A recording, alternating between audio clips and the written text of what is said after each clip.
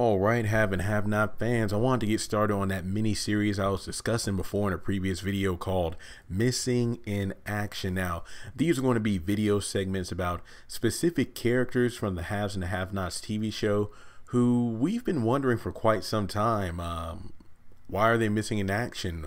What's happening with this character? And I want to be honest, in some cases, it would not surprise me if in the comment section of these videos, there are characters that I'll mention who you probably forgot were even part of the plot line, and for good reason, because they haven't shown up in the past, maybe 1, 2, or more seasons. So I wanted to kick things off with the one character that most people have been asking me about, and that's going to be Selene Gonzalez, the ex-maid at the Cryer estate. Now, we know that Selene was one of Jim's many mistresses, but unlike the rest, and again based off the fact that Catherine called Candace number 9, that there were 8 other women before her, which it would not surprise me if there were more. But from what we know, Selene is the only one of those women to have any children by Jim. Worst part is we eventually find out there are 2 children, not just one. We know that the first one is Carlos, who's a full-grown adult, pretty much around the same age as Wyatt. And then they have a younger son, and that's the one that Jim is paying child support to each month. Now, the biggest question about Selene, in my opinion, this is just my opinion, it isn't when she's coming back to the show, because I actually did a video quite some time ago about Selene. Where is she? Is she ever coming back? And I made that, I think, maybe around the beginning of last season. And I said that even though I'm curious about what Selene's going to do and when she's going to come back, there's just way too much going on right now for her to reappear. Keep in mind that the last time we saw her, just to kind of paint the picture if you've forgotten, but I'm pretty sure you haven't, it was right around the time where Jim got on TV, I believe with Diane Winchester or Diane Windshield, I forgot her last name. She was the talk show host who was going to be the, I guess you could say, the official network or TV show where Jim Cryer was going to announce that he was running for governor for the state of Georgia. Remember, she was there the first time, but David and Veronica were there to stall because Jim wasn't there due to being abducted by Candace and Warlock. Then when Diane was literally chastising him on TV about how irresponsible it is for somebody to be late, that's when she got the message over her microphone that Amanda was found dead, and that explains why he wasn't there, which we know that really wasn't the real reason, but hey, publicity. In any case, we know that during his first official interview with Diane, that's when the announcement came out that I am running for governor.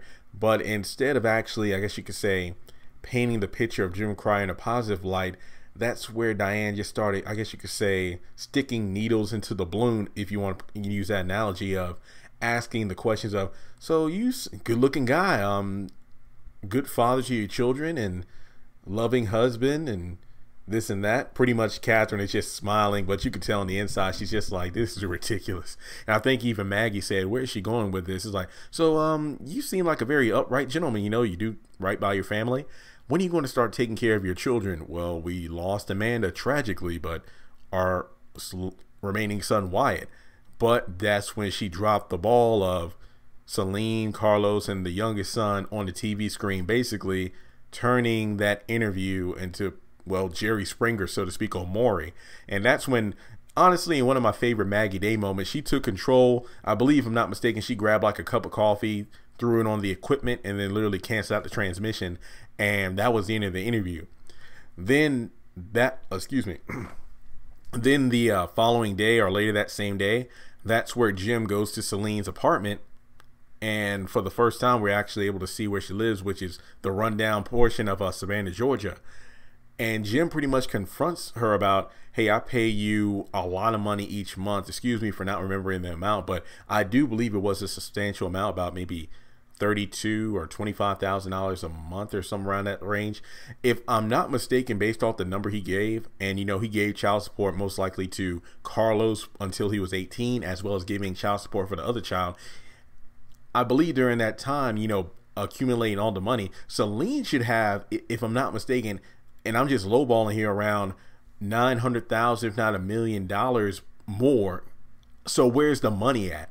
That's my question. What is she doing with all that child support money, considering the fact that they've been living in a run? Basically, she's a have-not, just like Hannah, except she has the money, but she isn't spending it. Remember that when Wyatt confronted Celine, this was the same night Amanda shot her. Well, you know how I feel about that it wasn't a suicide. Amanda was shot. Jim got abducted. Wyatt woke up in the middle of the night, saw the phone at the front door, which was mysteriously cracked open.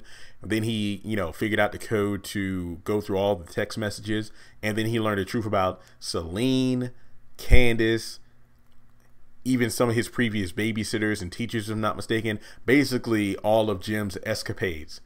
And then when Wyatt confronted Celine about it, that's when she was just like, you spoiled rotten brat. My son had to work his way through everything, like, college and whatnot. He didn't have the money. So I'm wondering to myself, and again, this is just a question here.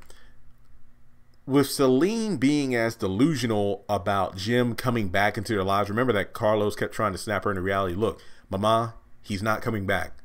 He's pretty much with his family now, doing what he's doing, so it's whatever.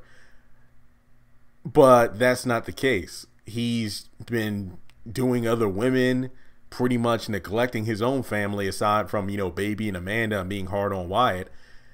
But he's never once, looked at Celine. And I believe that's why Catherine said this, is like, that's why you're not being fired. Not just because of the whole, hey, you have a lot of information and dirt you can spill to the media about the Cryer family, but the fact that I just want Jim to have you walking around the house and just know that you are not, in his intention, I guess you could say, in his eye, he's not looking out for you, in terms of he's not looking at you now the way he used to when you were having the affairs. Basically, you're getting old and decrepit right in front of him, just walking around the house. And I was like, well, dang. And that explains a lot in terms of why Celine, and I remember this around season 1, season 2, where people were literally roasting, not, horribly, but, roasting Celine, like, what kind of maid wears high heels? So I thought that was really funny, because I never thought of it that way, because Hannah typically wears flats, on the job. And that's the one thing about Celine, okay, Celine is wearing high heels for what? It's like, because you're a maid. And that's, I guess you could say, to try to spruce herself up, look like that sexy maid that she was way back when her and Jim had those affairs. So my thing is, when it comes down to Jim confronting Celine, he eventually comes back to the apartment, has sex with her. But it's not what Celine thinks. It's not that, oh my God, you're coming back to me finally after all these years. No. Basically, he was there to do Celine in, to humiliate her, and then pretty much at the end of the day just say, you know what, the fact that you got on TV the way you did was so damn stupid, because number one, you ruined the arrangement we had. So that child support you get for your other bastard, I was just like, well, damn. When he said that, I'm just like, well, technically that's your son, but still, instead of that large amount of money she gets per month, that check she kept demanding, or I guess you could say pestering Jim for, he was going to work for Lloyd to give the minimum amount of child support that he would be allotted to give. So that just says something right there. And secondly, it's the fact that you got on national TV and literally humiliated yourself while you think you're ruining my name, because now no other man in the country, if not the world, will want to deal with you now. And I was just like, wow, that makes a lot of sense. And then right when he said we're even, and then he left, Celine, literally in shock of the situation, was saying we're not even. Well, she screamed that. And that made me think, okay, is Celine going to come back for revenge? What is she going to do to Jim? But keep in mind that the next time, if not the last time we've seen Celine, was when Jim got up to do another press conference, but it wasn't to say he was going to quit running the race for running for governor, but basically he caught his second win, so to speak. You know what? I'm still going to run, because even though I have dirty laundry out there, my family might be in shambles. Look at the businesses I've run, everything I've done in the courtroom.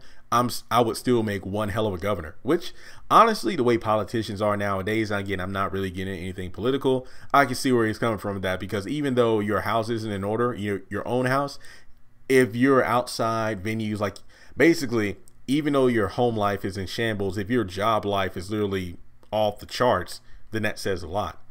And on the other positive side, at least all of his dirty laundry, well, part of the dirty laundry, is out in the open, the biggest thing. So again, this isn't me defending Jim Cryer, it's just trying to make sense of the situation.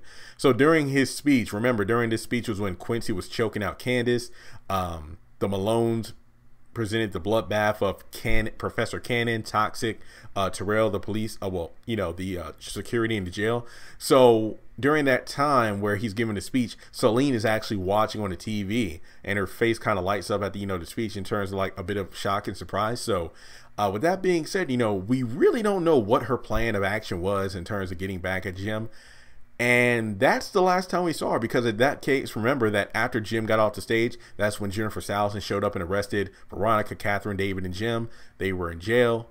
Jim got out eventually, which led to the whole, oh my God, Catherine emptied out the house and she's gone now. Jennifer Salison's dead, and the Charles subplot. So that's why I said that Selene really shouldn't come back to the show yet, because even though her revenge, so to speak, on Jim might be something to look forward to, it really wouldn't fit into the mix because there's just way too much going on right now.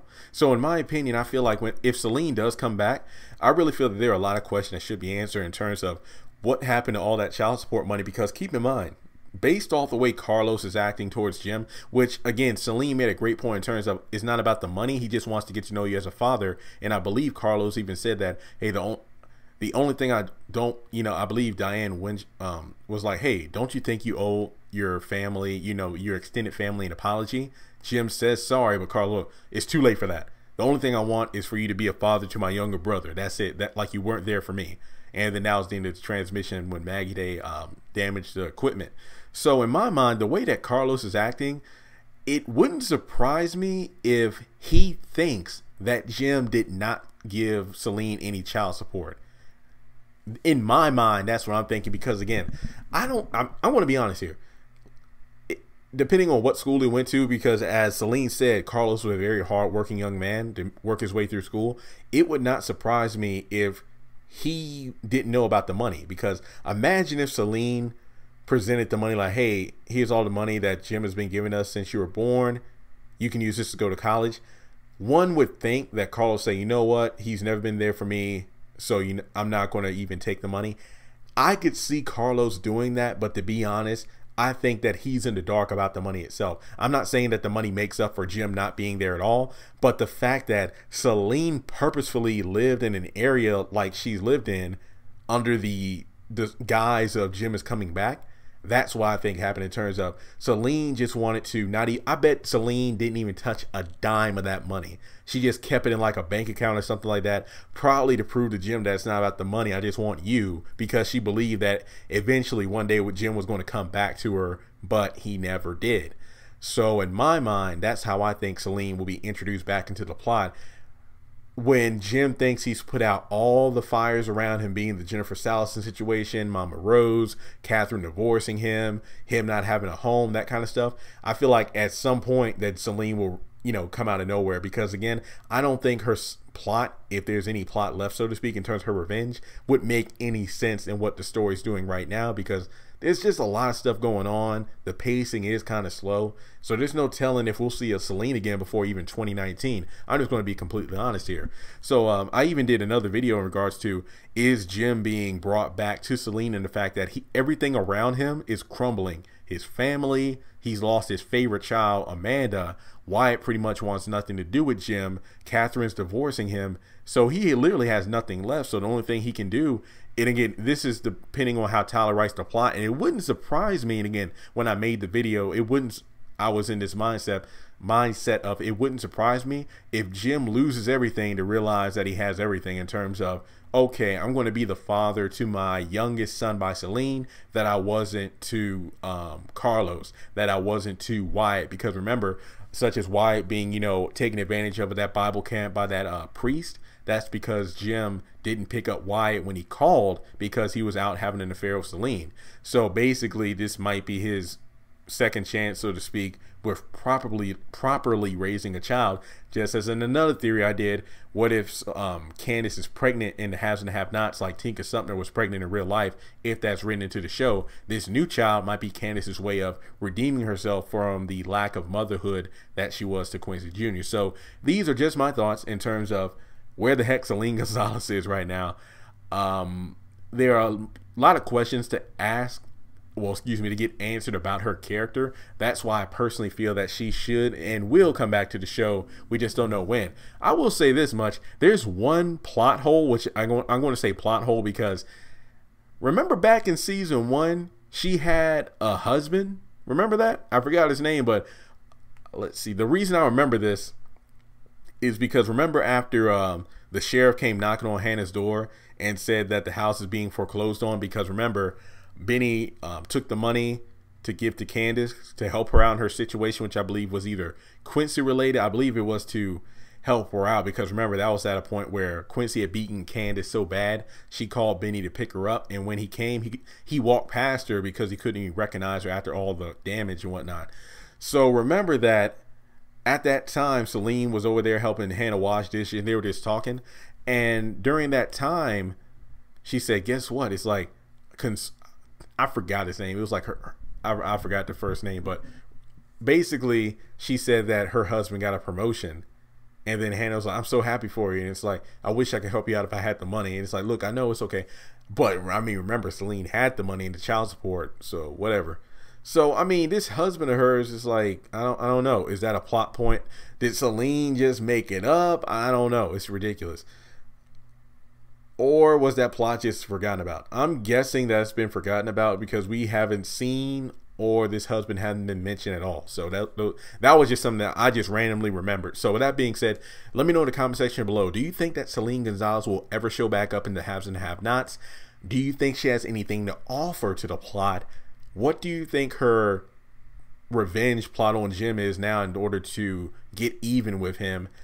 And do you think that Jim is being drawn back to Celine due to the fact that he's losing everything and he might actually be a father to his youngest son? Not to mention, wow. Honestly, I really wish we would have at least gotten a brief cameo by Celine to get her reaction of Jim being in jail. I don't know. So with that being said, let me know your thoughts and I'll catch you in the next video.